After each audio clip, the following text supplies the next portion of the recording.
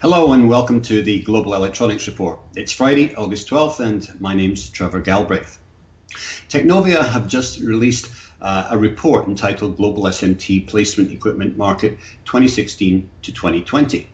The 54-page report predicts a healthy growth of 6.46 year-on-year growth over the period 2016 to 2020. And that's based on anticipated growth in the consumer, medical and automotive markets. Joining me today is Kim Sauer, who is a senior partner at Scoop Communications. Kim, welcome. Thank you very much, Trevor. Good to see you. Good to see you too. So the report highlights some interesting areas. There's a constant flow of new consumer products and IoT devices hitting the market. So the growth predictions, they somehow make some sense. What do you think? Absolutely. I mean, I look back at some of the other reports that came out 2010, and I think another one 2014 by companies such as Markets and Frost and Sullivan, very much in the same sort of scale, slightly above the predictions that we've got from this report. So they were quoting growth rates of 9.84 and 8.8. I think if we look at the market, how it's developed in the meantime, that lowering of the prediction is probably quite accurate. Yeah. The other people that do measurement of these markets, of course, is ProTech, the Japanese outfit. But it does seem to be pretty much in line with what these people are predicting. Now, given your previous experience working for Universal Instruments, what do you think are the main challenges that are facing pick-and-place manufacturers today? So I'm looking back at starting at Universal Instruments 2004. I was there to 2008, and just looking back at that time, it was very much about accuracy and speed. And then as the years progressed, we were looking at full line solutions, and it was I suppose the initial stage of what we're now looking at in terms of Industry 4.0, which I'm sure we'll touch upon in a minute. But the challenge is really that everybody faced then as well as now is increasing miniaturization. So at that time we were talking about O201s. We're now even smaller on the 01005s now. Yeah, you got 01005s, but then you've also got coming beyond that, 0201 metrics, which is kind of a confusing term, because it's we've already got 0201s, but 0201 metrics are ridiculously small, and some people refer to them as dust. So a very difficult thing to pick and place, really. And I think that we'll see progress even further. There's terms like nano electronics coming into the mix, and we'll see a lot more of that. With that comes the density of the boards as well. So the accuracy of placing components onto a board that is really dense, and coupled with the miniaturization aspect, means that these machines have to be pretty spot on, because any wobble will have defects, and we can't have defects.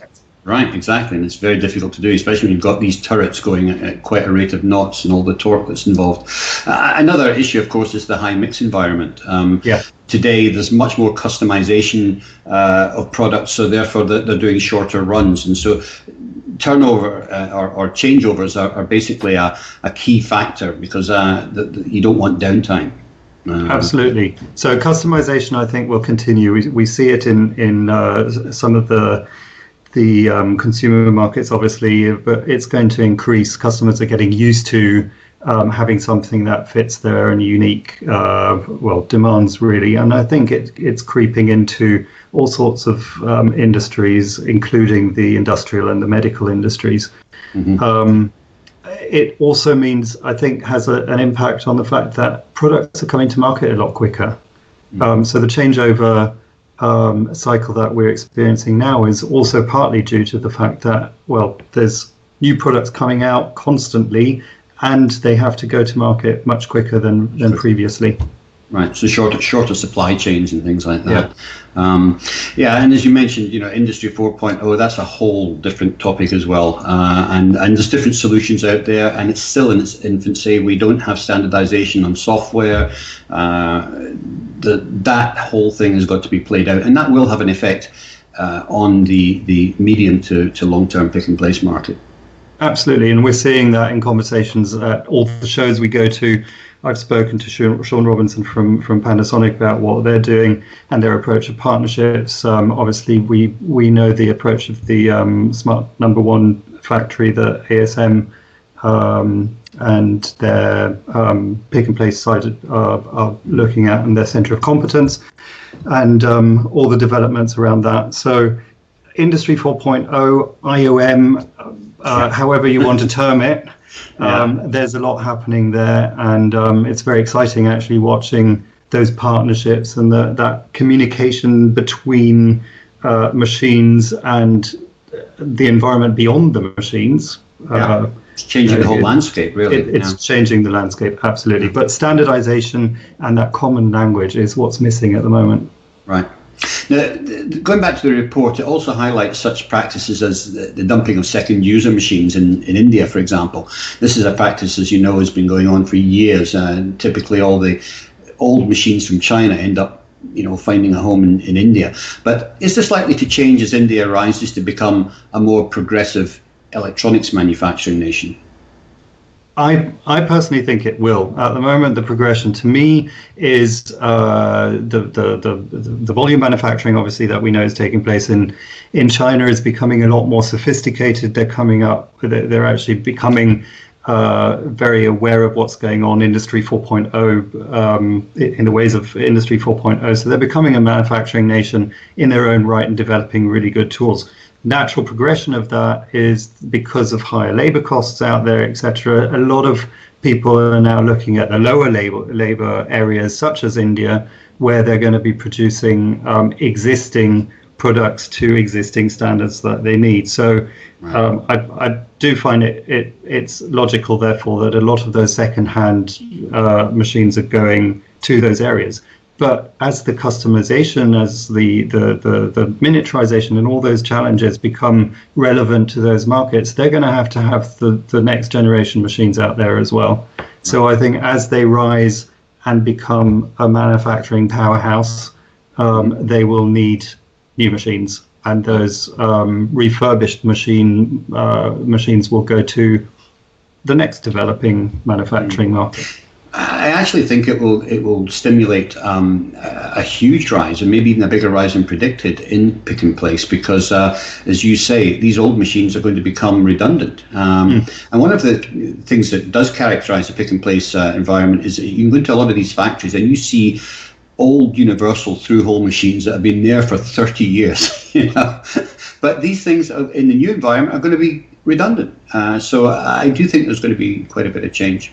There'll be some niche markets, obviously, that still require that type of technology. But yes, it's going to develop, and we'll need the next generation machines.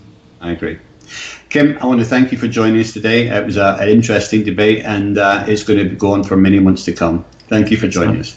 Thank you, Trevor. Thanks. Okay.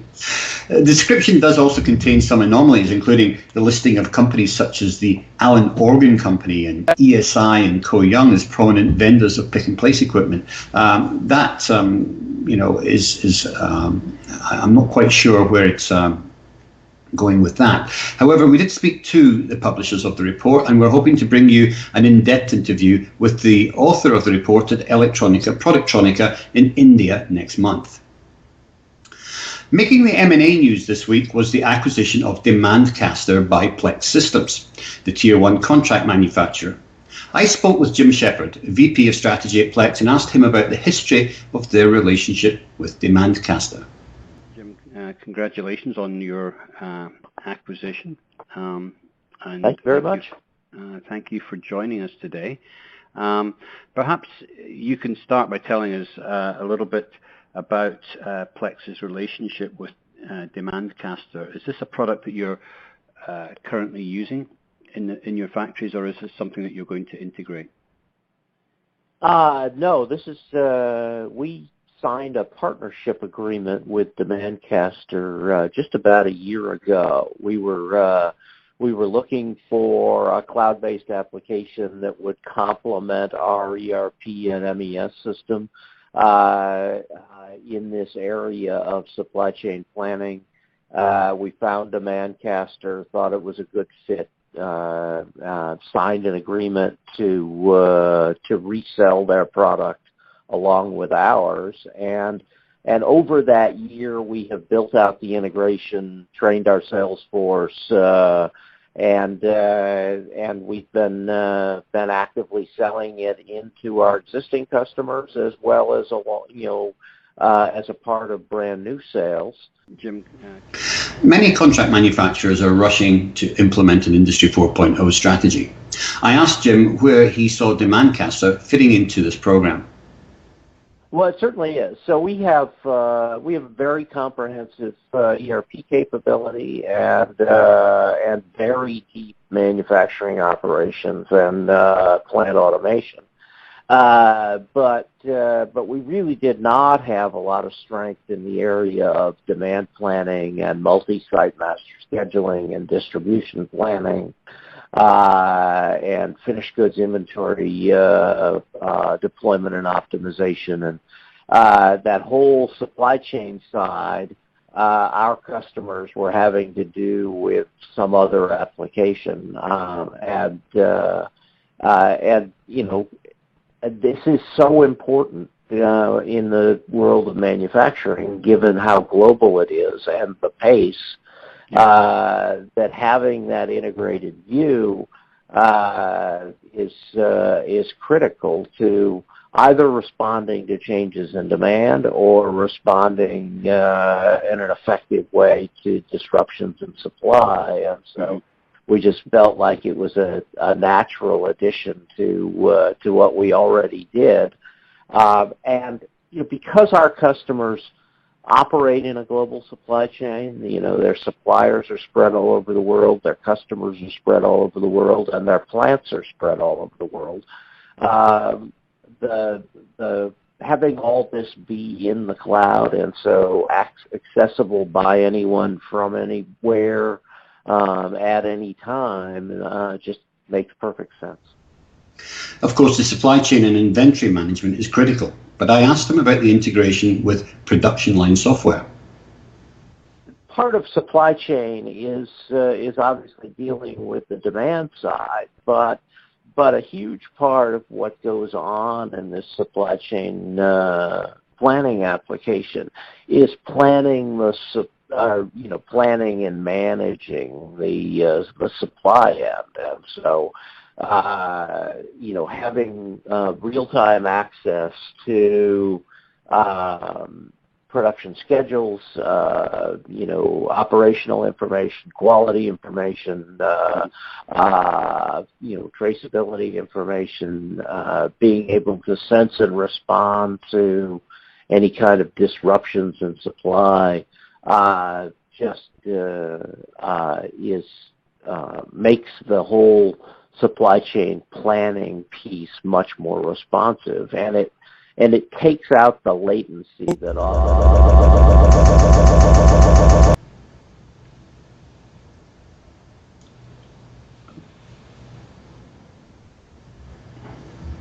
Now I've got picture.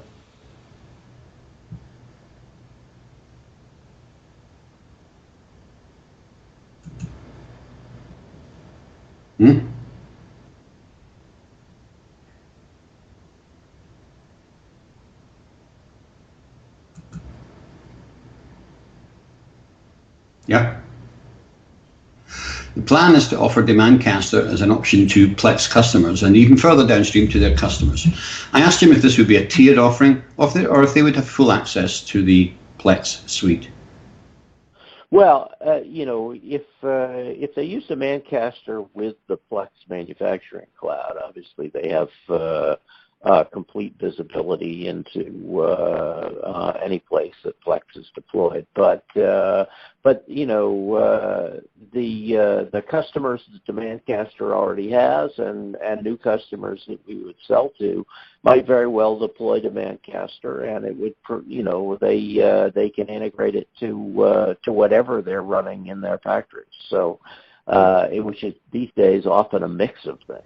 And the full interview will be made available on Global SMT TV. In other news, Panacol presents a new solvent-free UV adhesive. Vitralit is low viscosity and is ideally suited for bonding elastomeric materials. This makes it suitable for large area bonding, as well as applications where the gap size is very small. When cured, it demonstrates excellent flexibility and environmental stability. Vitrolite is a transparent adhesive and provides very good adhesion to most elastomeric materials, like thermoplastic elastomer and rubber. Vitrolite is UV curable and ideally suited to LED applications. Plans for this year's Global Technology Awards got underway this week. The annual awards ceremony will be held this year at the SMT at the Donald E. Stevens Convention Center on Tuesday, September 27th at 10:30. That's about 30 minutes after the end of the keynote speech in room 46 in the conference area.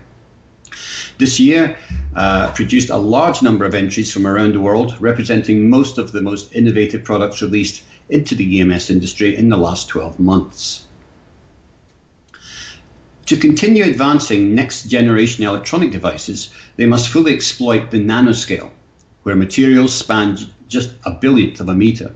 But balancing complexity, precision, and manufacturing scalability on such a fantastically small scale is inevitably difficult.